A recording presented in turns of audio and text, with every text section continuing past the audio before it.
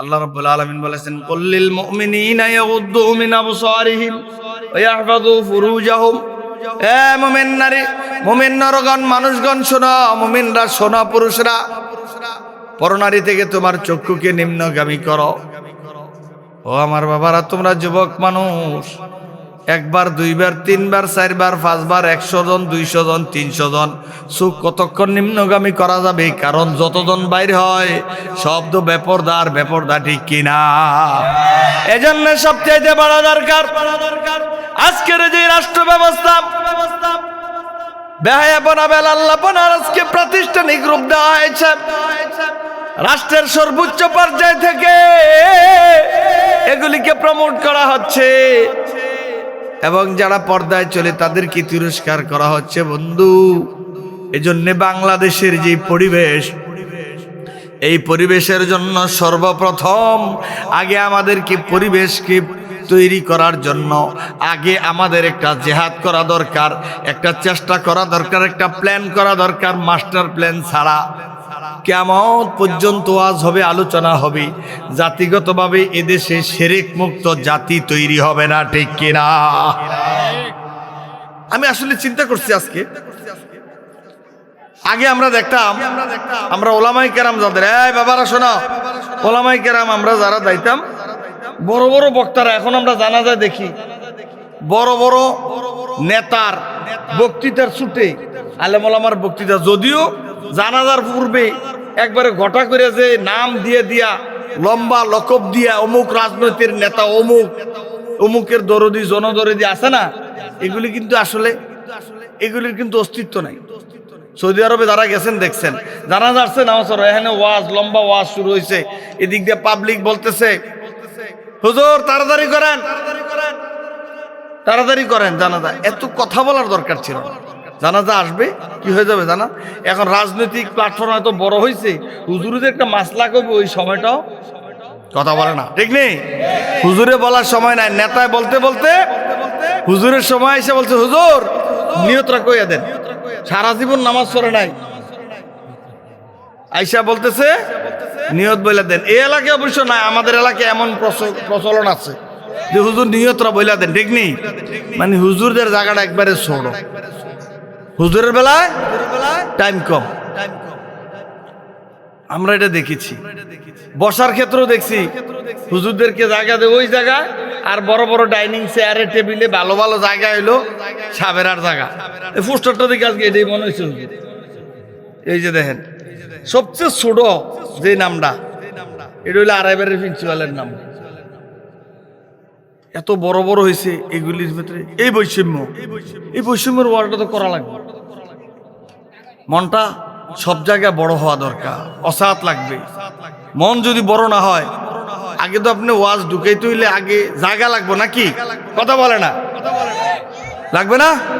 গরবিরিজি বাহরে rather কুজাই, গরবিরিজি বাহরে rather কুজাই, চন্দে গুঞ্জদ কিসমতে কেরুজাই। ও বাবাজিরা, বন্ধুরা, তোমাদেরকে বলি, এই বোতলটা আছে, দেখছো নি বোতলটা?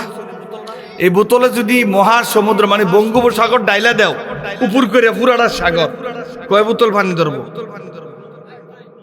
বুঝো নাই মাসালা, বুঝো নাই? এই বোতলে পুরা সমুদ্রটা ডাইলা দিলে কতটুকু পানি ধরবে? না আর বেশি ধরবে? তো সমুদ্র ডাললেও লাভ হবে না, জায়গা যদ্দূর। কথা বলে না, মন বড় করতে হবে, অনেক বড় দিল দরিয়া, দিলটা বড় করতে হইব। এলাকার মানুষের দিল বড়, আমি জানি, আল্লাহর মেহেরবানি। এই জন্য আমি বলতে চাই, সব ক্ষেত্রে সততা, নিষ্ঠা, আন্তরিকতা, আমানতদারিতা সব জায়গায় লাগবে। খালি ওয়াজের বেলায় কথা হবে, আমলের বেলায় হবে না। তা ওয়াজে বর মেম্বার ওয়া মেহরাবে জালো আমি কুনান, চুব খালাওয়াতে মেরা সন্দর কারে দি গরমি কুনান। ওয়াজে বর মেম্বার ওয়া মেহরাবে জালো আমি কুনান। এ বন্ধু, ওয়াজ হবে, মঞ্চে ময়দানে ওয়াজ হবে, আওয়াজ হবে বলিষ্ঠ কণ্ঠে, মানুষকে জান্নাতে পৌঁছে দেওয়া হবে। দুনিয়ার মানুষগুলিকে জান্নাতে পৌঁছে দেওয়ার পরে দেখা যাবে হতভাগা চৌব খালাওয়াতে মীর সন্দর কার দি গরমি কুনান। খালাওয়াতে গেলে দেখা যায় উনি কম খাওয়ার ওয়াজ করে ঠিক, কিন্তু নিজে যখন খাইতে বসে 10-12 পদ নিয়ে বসে। আর বলে ওয়াজের বেলায় বলে আমার হুজুরি মুহাম্মদুর রাসূলুল্লাহ সাল্লাল্লাহু আলাইহি ওয়াসাল্লাম 7 দিনে একবার খাইছে। এমন বক্তৃতা এমন আওয়াজ আছে না নাই? আমরা ইতিপূর্বে দেখেছিলাম কাঁঠাল দিয়ে আমাদেরকে বার্গার খাওয়াইছে, কাঁঠালের বার্গার। যখন 5 তারিখ বিকাল বেলায় দেখি ফ্রিজের ভিতরে এত বড় বড় আইর মাছ, বোয়াল মাছ, ঠিক নেই? ওয়াজে খুব চমৎকার, জনদরদি গরিবের বন্ধু, অসহায় মানুষের জন্য, দেশের জন্য, রাষ্ট্রের জন্য সব দিয়ে দিচ্ছে। একটা ব্যাংকের লকার খুললে দেয় যে 832 ভরি সোনা, ঠিক নিও? ওয়াজ বড় টেস্ট লাগে, বলতে বড় ভালো লাগে, আমল করতে কষ্ট। এজন্য আমি বলতে চাই জাতির সবচাইতে দুর্ভাগ্য যেটা, আমরা বড় বড় কথা বলি কিন্তু আমলের ক্ষেত্রে নাই। সব জায়গা আজকে রাষ্ট্রের যত জায়গা আছে সব সুদাস ফলন চলে, আওয়াজ চলে, বুলন্দ হয়, কিন্তু দেখা যায় কাজের বেলায় যাইয়া বড় দুঃখ লাগে, ব্যথা লাগে। আমলের বেলায় যাইয়া দেখি বড় খারাপ অবস্থা বন্ধু। এজন্য আমি তোমাদের কাছে বলে যেতে চাই, ও যুবকেরা, মইনপুরের যুবকরা যে মাহফিলের আয়োজন করেছ, আগামীর রাষ্ট্রটা তোমাদের হাতে থাকবে, আগামীর দেশ তোমরাই গড়বে, আগামীর বাংলাদেশটা তোমরাই নির্মাণ করবে ইনশাআল্লাহ। এই বাংলাদেশকে তোমরাই দুর্নীতি মুক্ত করবে, শিরক মুক্ত করবে, বেদাত মুক্ত করবে। এই সমাজ থেকে দুর্নীতি অনাচার তোমরাই দূর করবে যুবকেরা, আর কেউ আসবে না। ও আমার যুবক বন্ধুরা, তোমাদেরকে বলে যাই, আমরা কতদিন বাঁচবো জানি না। এই দেশটাকে যারা ষড়যন্ত্র করে, এই দেশের বিরুদ্ধে যারা ষড়যন্ত্র করে, কোরআনের বিরুদ্ধে যারা ষড়যন্ত্র করে, ইসলামের বিরুদ্ধে যারা ষড়যন্ত্র করে, আমার আল্লাহর বিরুদ্ধে যারা ষড়যন্ত্র করে, আমার রাসূলের বিরুদ্ধে যারা ষড়যন্ত্র করে, সমস্ত ষড়যন্ত্রকে রুখে দেওয়ার জন্যে, একটা বৈষম্যহীন রাষ্ট্র গঠন করার জন্যেই, একটা ইসলামী স্টেট কায়েম করার জন্যে ঐক্যবদ্ধভাবে তোমরা আগামীর বাংলাদেশটা করতে হবে, ঠিক কিনা? তা যদি ব্যর্থ হয় বন্ধু, এই বাংলাদেশটা আমাদের 54 বছর স্বাধীনতার পার হয়েছে, এখনো আমরা স্বাধীনতার সুফল কিছুই পাইনি। স্বাধীনভাবে আমরা চলতে পারি না, কথা বলতে পারি না, বড় দুঃখ লাগে। হিংসার রাজনীতিতে আমাদের দেশটা শেষ হয়ে গেছে। আমার মনে হয় এই হিংসাটা যেন আমাদের প্রাতিষ্ঠানিক রূপ লাভ করেছে বন্ধু। এজন্য আমি তোমাদের কাছে বলে যেতে চাই, যুবকেরা, সবার আগে তোমাদেরকে একটা মেসেজ দিলাম, মনটাকে অনেক বড় করতে হবে। কারণ মুহাম্মদুর রাসূলুল্লাহ সাল্লাল্লাহু আলাইহি সাল্লামের বৈশিষ্ট্য ছিল এমন, তার কলিজাটা ছিল এমন, তার মনটা এমন দরদি ছিল যেন গোটা বিশ্বটাই যেন তার কাছে যেন একটা রহমতের চেরাগ। সুবহানাল্লাহ। এজন্য আল্লাহ রাব্বুল আলামিন বলেছিলেন, হে আমার নবী শোনো, ওয়ামা আরসালনাকা ইল্লা রাহমাতাল লিল আলামিন।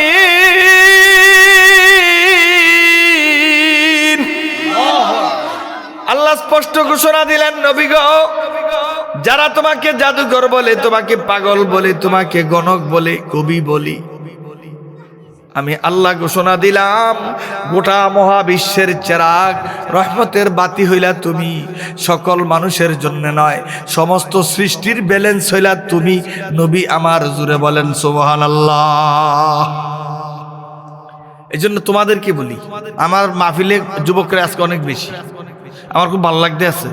একটা যুবক হলি, একটা যুবক যদি এখান থেকে দাঁড়াইতে পারে খালিদ বিন ওলীদের মতো, এই বাংলাদেশটাকে শিরক মুক্ত করার জন্য যথেষ্ট, ঠিক না? জাতির যুবকেরা যেখানে দাঁড়িয়েছে, ইসলামের শত্রু কখনো মাথা চারা দিতে পারেনি। সেই জাতির যুবকেরা ইসলাম পছন্দ করে, ভালোবাসে, কোরআন ভালোবাসে, ওই জাতিকে কোনোদিন কোরআন থেকে বিচ্ছিন্ন করা যায়নি, ঠিক না? এই জন্য আমি তোমাদেরকে বলতে চাই বন্ধু, পবিত্র কোরআনের সূরা মুমিনুন থেকে আমি তোমাদের মাঝে তেলাওয়াত করেছি। তোমাদেরকে আমি বলে যেতে চাই বন্ধু, শোনা, আমার আল্লাহ রাব্বুল আলামিন বলতেছেন, আফা হাসিবতুম আন্নামা খালাকনাকুম আবাতা। ও মানুষ, আচ্ছা, আমাদের যে যত কাজ করি, এই মাহফিলের একটা টার্গেট আছে না? কথা কেন, টার্গেট আছে নি? কি টার্গেটটা? এই মাহফিলের টার্গেট কি বলতে পারবো কেউ? দেখি একটু প্রশ্ন, এতক্ষণ তো ওয়াজ শুনলাম, এটা সম্পূরক প্রশ্ন, জানি এটা লেখা আছে হ্যাঁ। কবরবাসীর রুহের মাগফিরাত কেমন হয়? ঠিক নেই, এটা তো আমাদের কিচ্ছু না। আমরা কি করব? কি মতামত বুঝো? কাদের?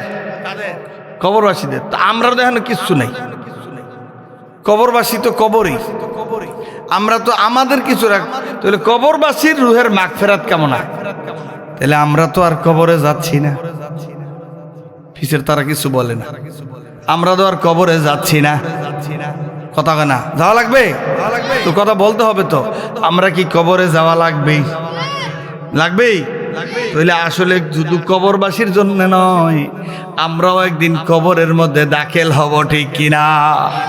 আমার আল্লাহ বলেন, কুল ইন্নাল মাউতাল্লাযীনা তাফিররুনা মিনহু। এ দুনিয়ার মানুষ, কুল ইন্নাল মাউতাল্লাযী তাফিররুনা মিনহু। এই জায়গা থেকে তোমাদেরকে বলতে হবে, এই মউত থেকে তুমি যতই পালাও, মরণ থেকে পালানোর সুযোগ নাই। সকল মানুষ কি অবশ্যই তোমাকে কি করতে হবে? কবরের মধ্যে দাখিল হইতে। এজন্য কবি বলেছেন, চল মুসাফির বনগা টুরি, বহুদূর জানা হোবেগা, আজ ভি জানা কল ভি জানা, আজ ভি জানা কল ভি জানা, জানা এক দিন হোবেগা। একদিন তোমাকে অবশ্যই যেতে হবে, ঠিক কিনা? এ বন্ধুরা, আমরা দোয়া পড়ার সময় বলি, ও বন্ধু, মৃত্যুর এলানের সময় আমরা একটা দোয়া পড়ি। কি দোয়া? ইন্না ফরেন, ইন্না লিল্লাহি ওয়া ইন্না ইলাইহি রাজিউন।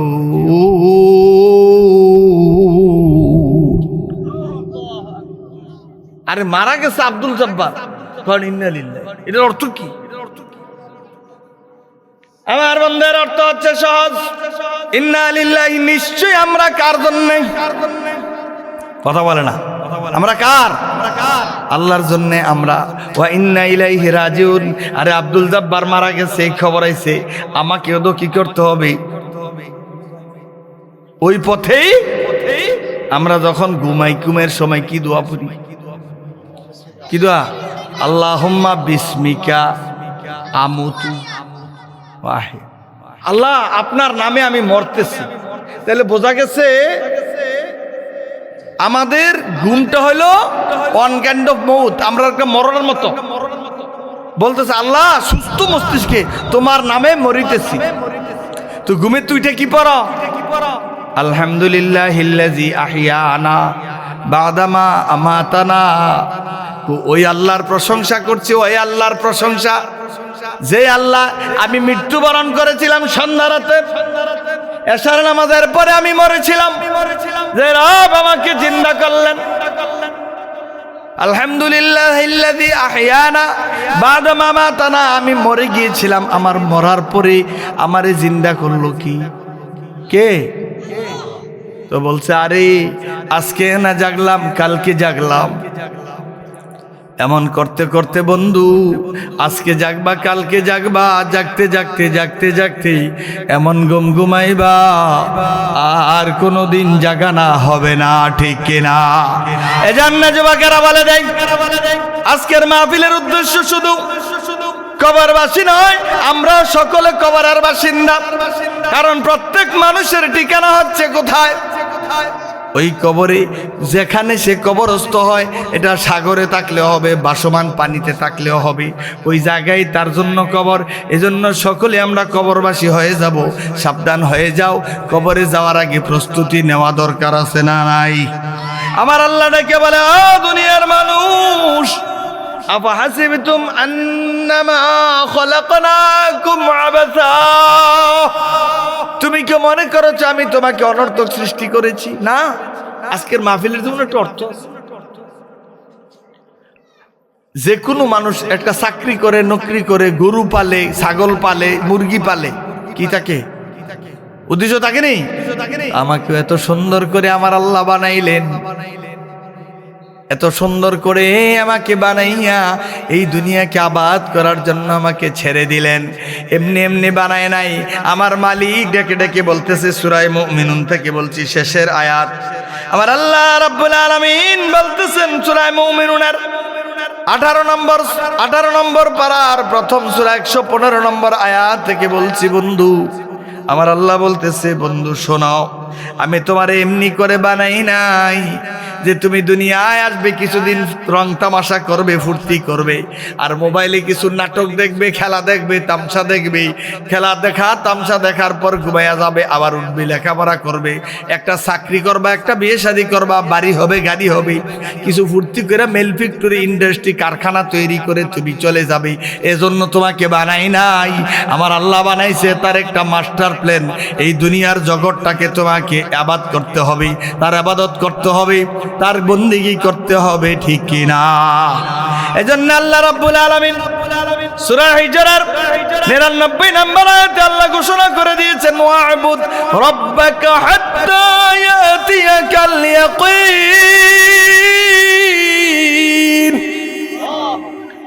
আল্লাহর ইবাদত করো, আল্লাহর গোলামি করো ততক্ষণ পর্যন্ত যতক্ষণ দেহের মধ্যে প্রাণ আছে, দেহে যতক্ষণ প্রাণ আছে এতক্ষণ ইবাদত করতে হবে। তাহলে আল্লাহর গোলামি করতে হবে, রাসূলের আদর্শ মানতে হবে, আল্লাহর দ্বীন জমিনে কি করতে হবে? প্রতিষ্ঠিত করতে। তিনটা কথা, এই তিনটাই প্রশ্ন কবর, এই তিনটা প্যাসেজ। বিধান তৈরি করছেন কে? আমাদের রব কে? তাহলে বিধান মানবো কার? কথা বলে না, কার? 2 নাম্বার কোন? এই যে আল্লাহকে রব মানবো, আল্লাহকে ইলাহ মানবো, আল্লাহকে আমাদের যত রকমের সিফাতে গুণান্বিত আমাদের রব, ওই রবের সব কিছু কি করতে হবে? মানতে। আর বিধান হলো কি? অমা দীনুকা, তোমার জীবন ব্যবস্থা কি? জীবন ব্যবস্থার নাম কি? ইসলাম, কোরআন। এই কোরআন এবং সুন্নাহ মোতাবেক জীবন ধারণ করতে হবে, নাকি? কথা ক্লিয়ার? আর নেতা মানতে হবে আদর্শ নেতাকে, মুহাম্মাদুর আমার নবীকে, তোমার নবীকে, তোমার আদর্শ নেতাকে। কার অনুসরণ করে তুমি দুনিয়ার বুক থেকে এসেছো? লেনিন, কার্ল মার্কস, মানব রচিত কোনো মতবাদ তুমি বিশ্বাস করো? লেনিন, কার্ল মার্কসের মতবাদ বিশ্বাস করো? মাও সেতুংয়ের না, তোমাকে একমাত্র শুধুমাত্র কেবলমাত্র মুহাম্মদুর রাসূলুল্লাহ সাল্লাল্লাহু আলাইহি সাল্লামের আদর্শ ধারণ করতে। লাকাদ কানা লাকুম ফি রাসূলিল্লাহি উসওয়াতুন হাসানাহ। আল্লাহু আকবার। তাহলে কথা কি? সুস্পষ্ট। আইন চলবে কার? বিধান চলবে কার? জমিন কার? কুল কায়নাত কার? সুতরাং বিধান মানতে হবে কার? আল্লাহ। 2 নাম্বার, জীবন বিধান হচ্ছে আমাদের ইসলাম, কোরআন, আল কোরআন। 3 নাম্বার, আদর্শ নেতা হচ্ছে মুহাম্মাদুর। আমাকে এমনি তৈরি করা হয়নি। সর্বশেষ আল্লাহ বলতেছেন, শোনো বন্ধু, ওয়ান্নাকুম ইলাইনা লা তুরজাউন। নাকি তুমি ভাবছো যে কিছু কামাই রোজগার করার পরে তুমি মারা যাইবে, ইন্তেকাল করবা, সব শেষ? ব্যাপারটা কি এমন? আল্লাহ বলতেছে, আমার কাছে কড়ায় গন্ডা হিসাব দিয়া তোমাকে কি করতে হবে? যাইতে।